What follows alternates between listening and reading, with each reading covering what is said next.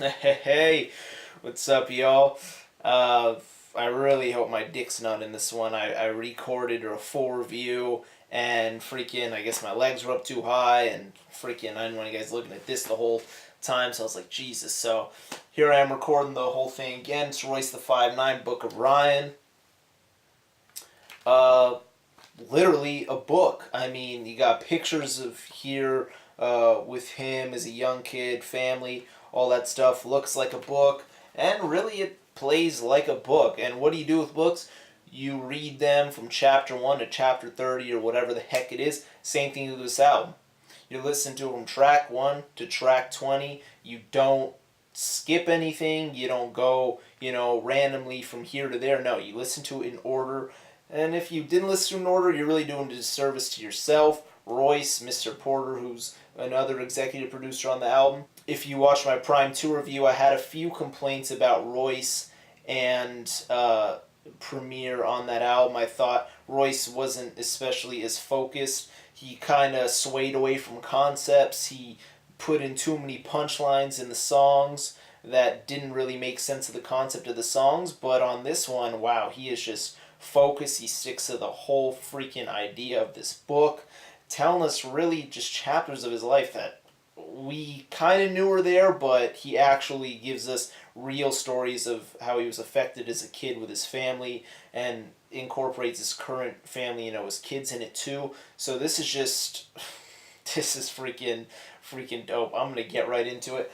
Quick disclaimer though, with the CD, what I notice is the physical copies. I have two copies, one of which I got for free because the first one I thought was defective. But it turns out that the audio is distorted throughout the album on the physical copies, throughout a few tracks. So if you own a physical copy of the album, you're like, why does it sound like this? For me, two of the copies that I have are exactly like that, and a few people that I've talked to online are suffering from the same thing in other regions of the world. So just a heads up. But let's get into the album. We start off with the intro. I'm loving it already because he's kind of contradicting what he was saying on Prime 2 and Prime 1, where he's like, you know what, I thought about it. I'm not my prime. You guys can be in your prime. I'm always building. I'm always getting better and blah, blah, blah. So that's kind of cool. You can already tell he's going to be a little more mature on this. We go right into the song Woke. It flows. This whole album flows quite well, as I've stated in the beginning of this video, but I have to really just keep hammering this into you guys that you have to listen to this in order, for real. Woke is hard. It goes right into another skit called Parallel Skit, which is cool. It's Royce kind of giving us a preface of what this album's going to be about. He tells us that he's already hit rock bottom. He's really gonna dive into this album. We get into the single Caterpillar featuring Eminem and King Green on the hook. This song is dope. It's one of the songs that you can kind of take away from the album and play outside of the album's its own nature, I suppose. It kind of has that effect on it. And I like how Royce is talking about, you can be the butterfly, don't disrespect the caterpillar, all that good stuff. Eminem is staying on topic. And this is one thing that you'll realize with this album is that all the features are sticking to the nature of the song. They're sticking to what the song is about. Whereas on a lot of other albums, they just grab a feature because of the name and just throw them on there and they spit a dope little verse. No, Eminem is talking about wasps, moths, caterpillars, whatever. He's sticking to the whole concept of the song. You're going to realize that throughout this whole album with all the features. Every feature actually delivers very well. Since we're talking about Caterpillar, I might as well also mention the remix featuring Logic. I'm happy that version was not on the album, mainly because Royce has the same verses, same beat, same hook, and then Logic comes in and he's talking about all this biracial stuff and whatever, and that's cool, whatever. He's actually flowing quite well, but then he starts talking in the middle of his verse and all this other crap, and who cares? Honestly, Eminem did better. He stayed on par with what the song's about. So why would I want to listen to a lesson version with Logic? So after I heard that once, I just put it to the side. Album goes right into Godspeed. Another good one. Ashley Sorrell on the hook. She does a great job. And typically, I'm not the biggest fan of female hooks. I don't know why. I feel like typically they're out of place. I feel like a lot of them are forced. but all the hooks on this album are great, and Royce actually does sing quite a lot on this album too, which I was surprised when I first heard it. He has a pretty decent singing voice. It does not drag any of the songs down, and actually enhances them. So Royce has a line on Godspeed where he says, "The industry said I had to be an alcoholic who be having threesomes, be doing acid and having seizures," which I thought was actually quite amazing, you know? It's one of the main reasons why this album was made, because he turned to an alcoholic. He turned to an addict, right? So this is a very important line for that reason, and he's about to give you a ton of tales throughout this book of Ryan as to why he is that way. You know what I'm saying? Goes right into a song called "Dumb" featuring Boogie, a new signee to Shady Records, Boogie Compton native. He does well in the song. You know, one intriguing thing about this song reminds me of how a lot of artists play with the samples in the songs. So throughout the song, if you've heard it, you hear the vocal sample going "dumb" every few bars. It goes "dumb," you know, it sounds like that. And then Royce is incorporating his bars with that vocal sample. Boogie's doing the same thing, which is really quite neat. It's awesome. It really engages the listener as well. And it reminds me of, like, for example, Ghostface Killah when he's on the song "One," or he's at the end of the song where he's talking to the beat. And same thing with Eminem on the song "GOAT," greatest of all time, where he's talking to the beat at the end of the song. It's neat, it's cool, it's nerdy, all that good stuff. Boogie puts on a cool singing voice on this one too. Kind of sounds like a Aftermath, Dr. Dre instrumental a little bit. It's a hitter, man. It's a dope one. Next we get into a skit called "Who Are You?" Makes sense. Royce is asking his father certain things, why he did certain things, asking things about himself as a kid, and then towards the end of it, Royce's son it switches over. Royce's son is now asking Royce things about him as being a father and certain questions, because his son is actually writing a school project called The Book of Ryan. So he's trying to find out about his dad, and he wanted to make a project, but how's he going to make a project without knowing anything about his dad? The piano here provided by Mr. Porter, who's doing an excellent job so far producing some of the songs and executive producing the whole project alongside Royce. The piano makes you kind of feel like you should be by a fireplace. You know, it's like kind of like story time, no pun intended. You know what I'm saying? You whip out the marshmallows. Honestly, I did have some s'mores. I'm not exactly listening to this album, but it got me in the mood, I'm not going to front. So I was doing a little bit of that, some corny stuff, nerd stuff, you know what I'm saying? And this actually goes perfectly into that song that a lot of people are talking about, that a lot of people are ranking high on their lists, "Cocaine," featuring some vocals from Nikki Grier, I think. I hope I'm not butchering that up, but man, this is a touching freaking song. And this is one of the first stories you hear about his freaking childhood. He's talking about how he went to his dad's car, found a bag of cocaine and all this stuff, and then he found out, you know, his dad's a freaking addict, and that hurt him. But this plays a big part in Royce, you know what I'm saying? The beautiful thing about this is he ends up saying, it does have a happy ending, he ends up saying that his father chose the family over the drugs and the cocaine. So that was beautiful. Royce, his singing voice comes out a little bit here. You can hear it. And this is a great freaking track, man, honestly. It's so funny because he has a song called "Cocaine," then the next song's called "Life is Fair," you know? It's talking about this. He just had a song where life is clearly unfair because he's a son of an addict, but now he has the next song called "Life is Fair." The verses aren't the traditional, you know, 3 verses, 16 bars. I like how he's switching up the format on here. It's really showing him to be a versatile cat, you know what I'm saying? And punchlines aren't being flown everywhere like they were on Prime 2 or other songs or other projects, so I'm digging this so far. We get into Boblo Boat, and that was the first song I heard from this project. I believe it's the first single. J. Cole is a feature on it. J. Cole does great. His singing voice comes out. Royce, this song, Royce actually talks about how he's an alcoholic, and or he's having his first sip of alcohol, I should say. And this is actually huge in the story and huge in just really understanding Royce as a person. I'm going to pull up a line. So he has a line in here where he says, "I came across my identity on the Boblo Boat. That's where I lost my virginity. No condom, though." And I don't think that he's talking about he had sex on a Boblo boat. I think he's talking about that's where he had his first sip of alcohol. So his, I guess, alcohol virginity, his cherry got popped, whatever. So, which I find quite interesting because you hear his older brother Greg, I believe, saying, just take a sip, just drink it, or someone telling Greg to drink it. And then at the end of the song, you also hear someone saying, just drink it. So it's clear, in my opinion, that it's about alcohol. J. Cole does well on his verse. This is just another touching song, another one that gives you kind of goosebumps. I kind of got a little bit of goosebumps going on right here. So, I mean, hey, this is a sick song. The beat is freaking awesome. The intro gives you kind of like a carnival amusement park type feel. Well done, freaking well done. Interestingly enough, we kind of get a change of pace. We get a song called Legendary with a little more turned up beat. It's really talking about I guess sort of being faithful, because ditching the hot bitches will make you legendary. If you turn down a hot bitch, that makes you look legendary, makes you look badass, makes you want to pop your collar, get the dirt off your shoulder, do all that good stuff, right?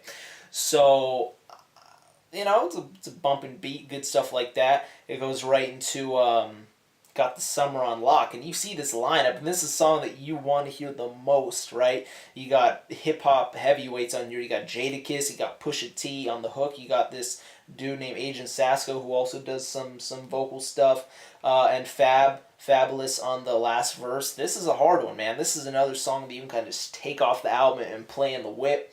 That it doesn't really necessarily, it doesn't play super well into the storyline. It's kind of random in a sense, but it's hard, and I'm happy it's there. It's a hitter, dude. Man, this new song though, Amazing, is hard, right? Melanie Rutherford. I'm sorry if I'm probably butchering your name.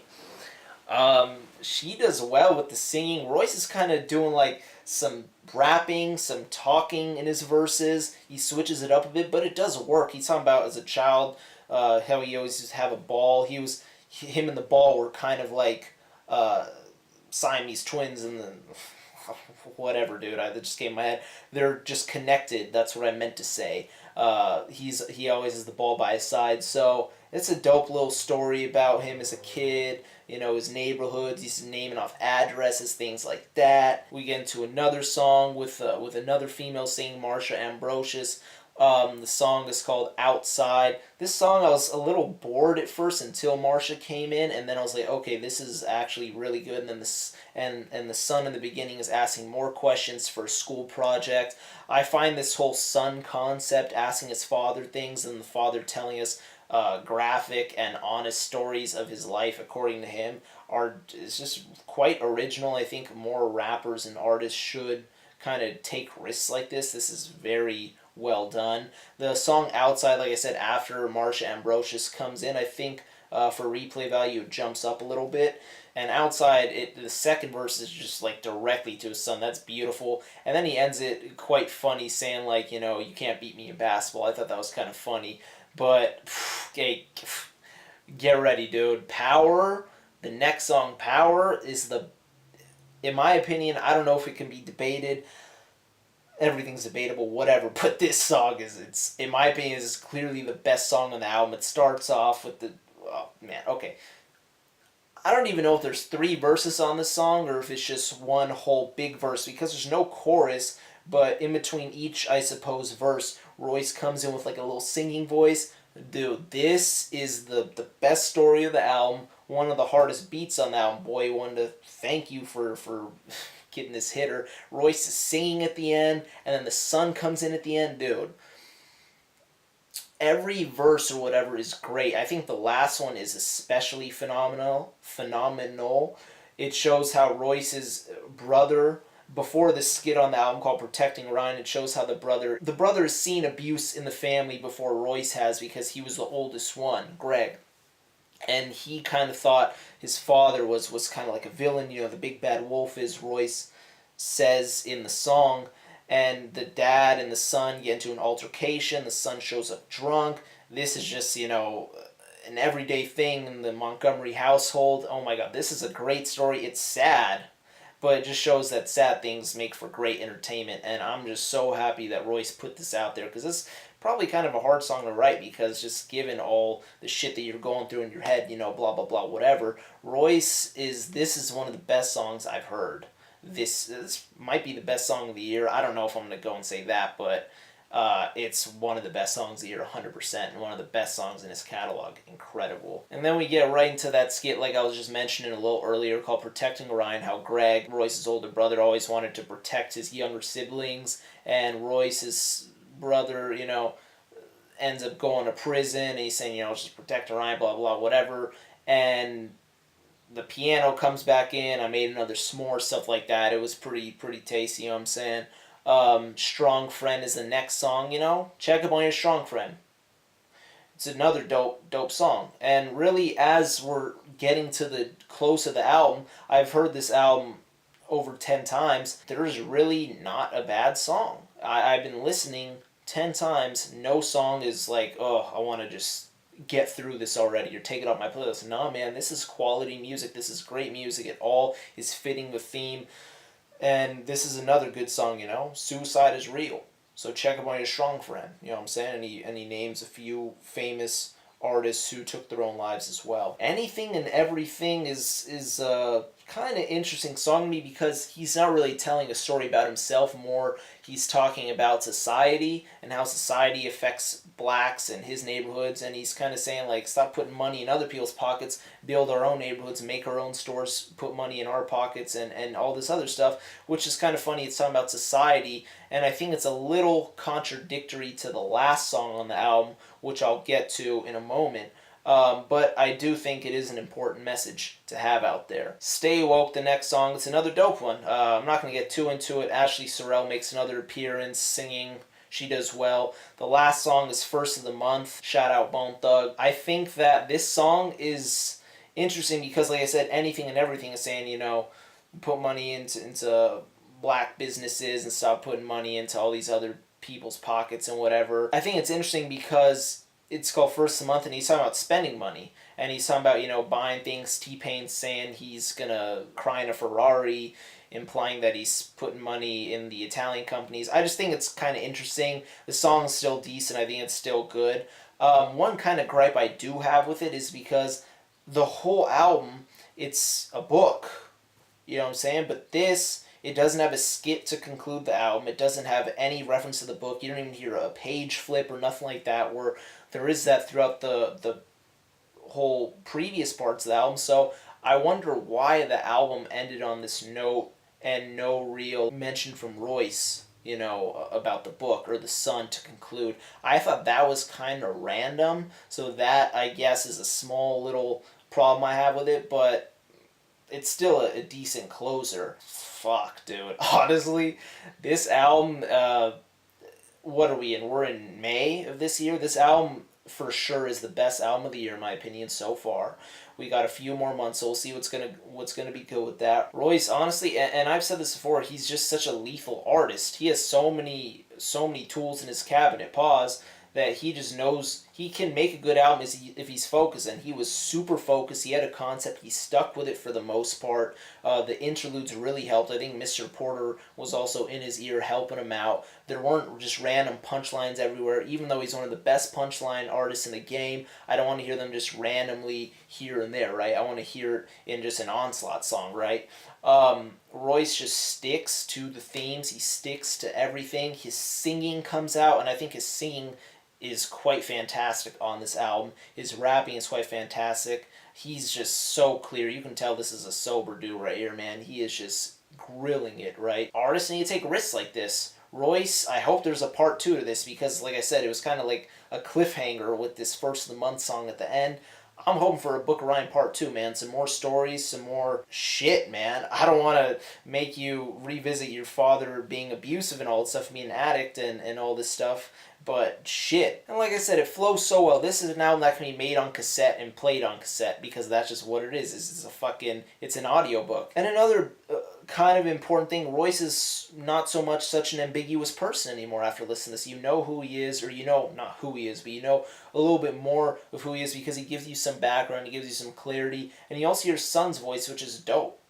So he's incorporating the family. If I'm going to rate this thing, we're going to give this 9.5 books out of 10. You know what I'm saying? We're giving it we're making this a book scale, right? 9.5 Barnes & Nobles, you know what I'm saying? This is a really good piece of work. I urge everyone to listen to it. I think that it's not the most replayable in a sense where you can strip songs and play them and show them to your homies, but it's more of an album that you really should reflect on, an album that you should listen to and give it the proper respect and time. And this is just a real piece of work. I want to know, where do you all rank this? Is this your favorite Royce project? Is this your favorite project of the year so far? Let me know. Please leave me a comment. Subscribe if you haven't already, and let's keep it hip hop and let's keep it up. All right. Appreciate y'all as always. Peace.